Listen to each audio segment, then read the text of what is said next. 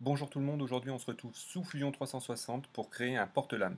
Ce projet fait suite à une demande d'une personne qui avait une multitude de lames mais pas d'outils pour l'utiliser facilement. Je lui ai donc demandé quelques photos et direction Fusion 360 pour modéliser cette pièce.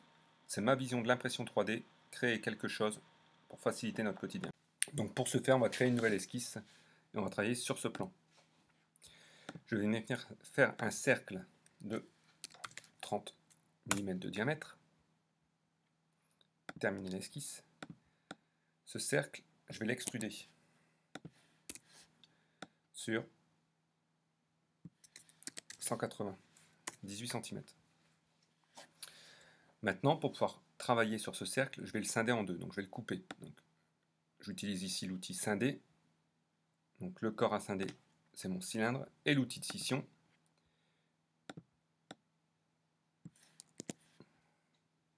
C'est ce plan. Donc, ici, on que le plan qui va découper ma pièce en deux, c'est le plan qui est fait en rouge, et on voit que ma pièce est découpée au centre. OK. Maintenant, ici dans le corps, j'ai le corps 1 et le corps 2. Donc je vais masquer le corps 2. Je vais venir créer une nouvelle esquisse sur ce plan. Donc, on sait que ma lame va rentrer de 4 cm sur 10 mm. Donc 4 cm sur 1 cm. Donc ce que je vais faire, c'est que je vais utiliser la ligne ici. Je vais la passer en ligne de construction. Donc soit vous venez la chercher ici, soit vous appuyez sur la touche X. Je me mets au centre ici et je vais faire 40. Donc forcément, je fais pour que ce soit bien aligné. Et ici, je vais refaire une ligne pareil. Et là, je vais mettre 5 mm. Maintenant, hop, ce que je vais faire, c'est que je vais créer un rectangle en ligne de construction qui part de ce point, qui fait 10 mm de haut sur 40, comme ceci.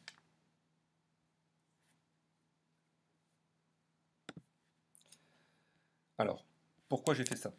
Ici, je vais venir appliquer maintenant une image. Donc, je vais insérer un canevas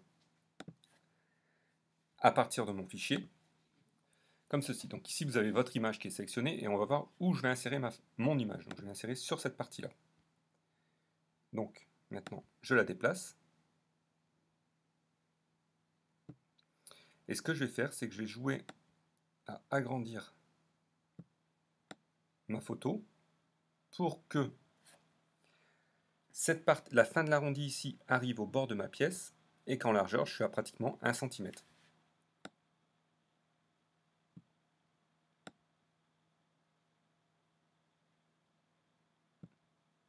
Je vais me mettre ici. Et là, je suis pas trop mal. Comme ceci. Entrée. Donc maintenant, il me reste à reproduire la lame que vous voyez ici, de façon à l'extruder de 1 mm dans ma pièce. Donc ce que je vais faire, c'est que je vais utiliser l'outil spline, l'outil arc en 3 points, et pour cette partie-là, je vais faire un cercle. Donc je vais commencer par mon cercle, je viens ici et je fais mon cercle. Donc, je vais faire un cercle de 4 que je vais déplacer comme ceci. Donc maintenant, une fois que j'ai fait celui-ci, ici je vais descendre jusqu'ici. Pour cette partie courbe ici, je vais utiliser l'outil spline.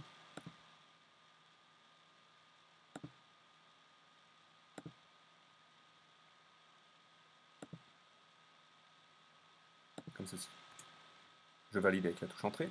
Pour cette ici, donc comme c'est droit, j'utilise l'outil la ligne. Comme ceci.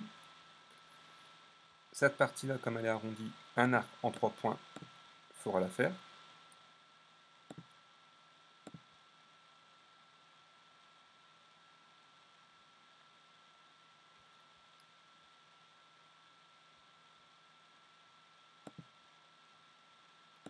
Comme ceci, voilà. Et je viens fermer.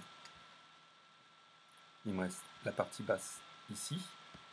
Donc là, pareil, je viens ici, comme ceci, donc là.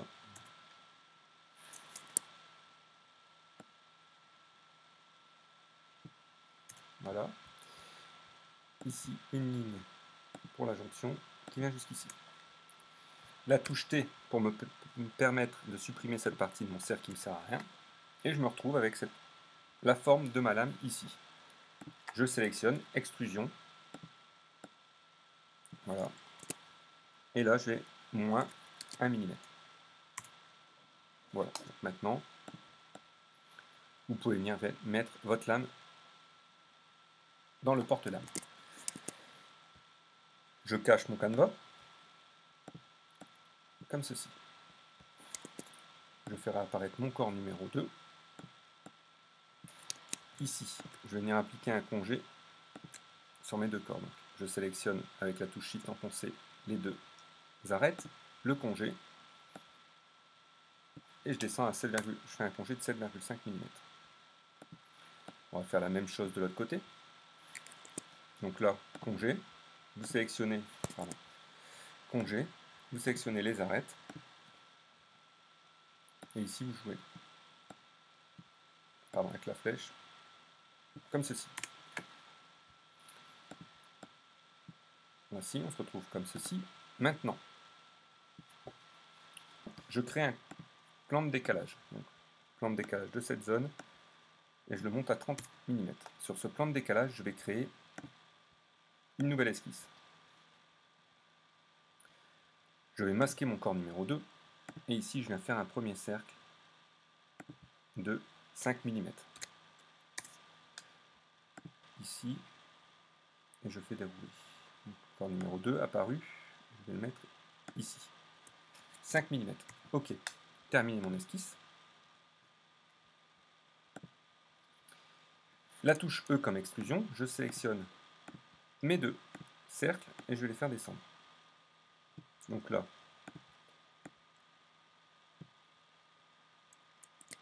je vais faire descendre encore au moins 40.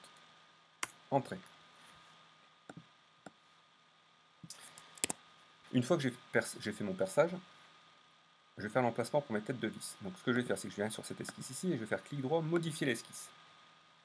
Je vais faire un cercle de 8 mm et de l'autre côté, un cercle de 8 mm. La touche E comme extrusion, je sélectionne les parties externes et je descends jusqu'à moins 17. Je descends jusqu'à moins 18. Entrée. Cette partie va me... Voilà, j'ai fait l'emplacement pour mes têtes de vis.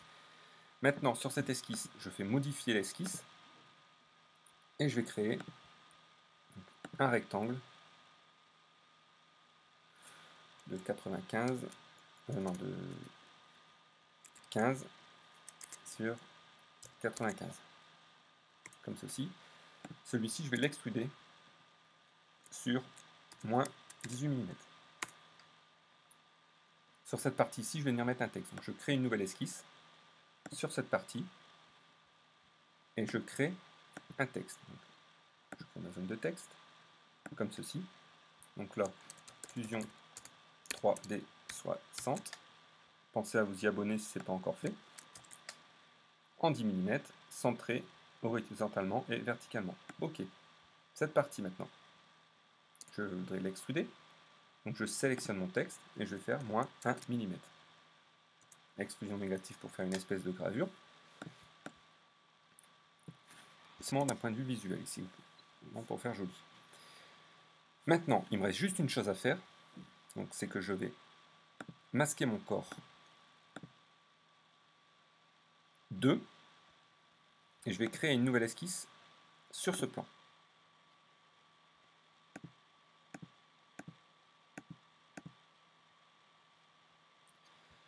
Créer un rectangle en 2 points qui doit faire à peu près approximativement d'ici à ici, donc il doit faire 15 de large sur 100 de long. Comme ceci. Cette partie-là, je vais l'extruder sur moins 5 mm. Cette partie va me permettre de mettre des lames de rechange.